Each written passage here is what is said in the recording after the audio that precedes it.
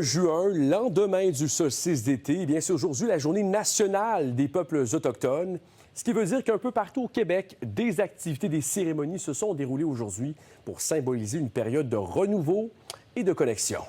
Des célébrations qui se veulent évidemment positives, mais qui ont aussi une saveur politique. Marc-Antoine Ounès. Chez les peuples autochtones, chaque journée est empreinte d'une symbolique. Et le 21 juin représente une période de renouveau et de connexion.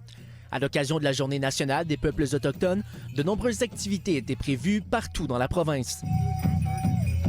Au Vieux-Port de Montréal, un feu a été allumé sur le coup de midi lorsque le soleil a atteint son zénith. Selon la tradition, quand à midi, au jour le plus long, on allume le feu au sol, le ciel et la terre se rencontrent.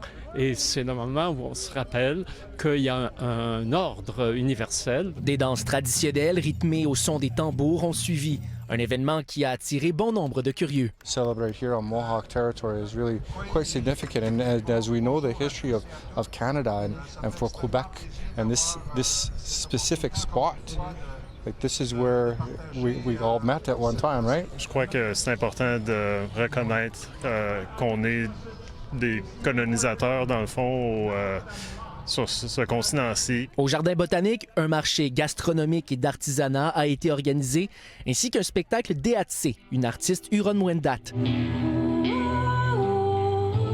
Je suis vraiment étonnée du nombre de personnes qui sont venues aujourd'hui pour cette belle journée. Donc, c'est vraiment un pas, je pense, vers la réparation envers les peuples autochtones. Mais en plus des célébrations, les peuples autochtones en profitent pour faire valoir leurs revendications, comme au sujet du projet de loi 97 qui vise à moderniser le régime forestier en rendant notamment disponible le tiers de la forêt publique à l'exploitation forestière. Pour le moment, c'est certain que la mouture actuelle du projet de loi n'est pas satisfaisante. On est inquiet quant à la protection de la biodiversité et des écosystèmes. Questionné à ce sujet, le ministre responsable des relations avec les Premières Nations n'a pas voulu s'avancer sur la question. C'est une journée pour célébrer les langues et les cultures. Je suis juste pas à l'aise d'aller sur un dossier en particulier.